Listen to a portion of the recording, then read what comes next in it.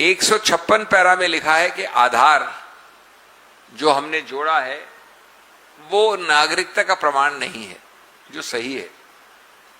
कोई नहीं कहता कि आधार नागरिकता का प्रमाण पत्र है।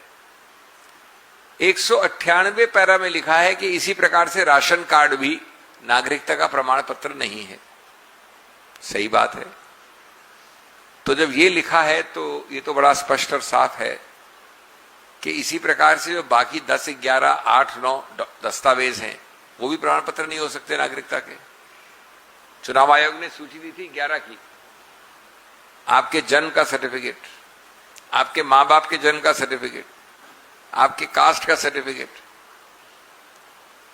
आपके 10वें कक्षा के परिणाम जो एग्जाम का है उसका सर्टिफिकेट।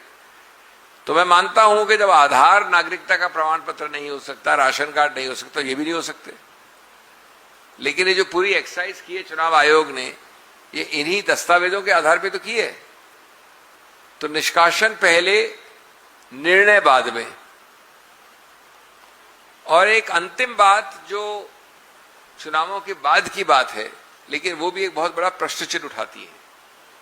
बंगाल में आंतरिक आदेशों द्वारा उच्चतम न्यायालय ने एक सिस्टम बनाया कि जो लोग निष्कासित हुए हटे हैं उनको एक अपील मिलनी चाहिए, और उसके लिए कई सेवानिवृत्त न्यायिक अधिकारियों को लगाया गया और अच्छा काम किया बहुत कम समय में। कम समय वाली मूल भूल चुनाव आयोग की हमेशा चल रही है।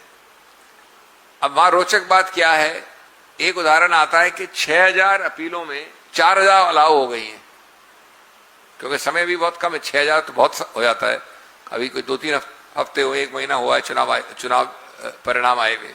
उन 3 हफ्तों में 4000 अपील अलाउ हो गई हैं, एक जगह, एक प्रदेश में 6000 में से। कहते हैं कि 80% अपीलें अलाउ हो रही हैं। इसका मतलब क्या हुआ?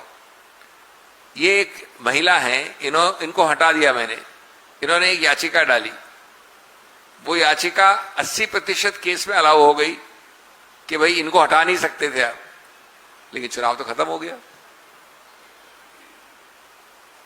तो अगर 80% याचिकाएं एवरेज औसतन रूप पे सफल होती हैं, तो क्या चुनाव पे एक बहुत बड़ा प्रश्न चिन्ह जो कि खत्म हो गया, पूरा हो गया, परिणाम जिसका प्रकाशित हो गया, उस पर प्रश्न लगता है कि नहीं?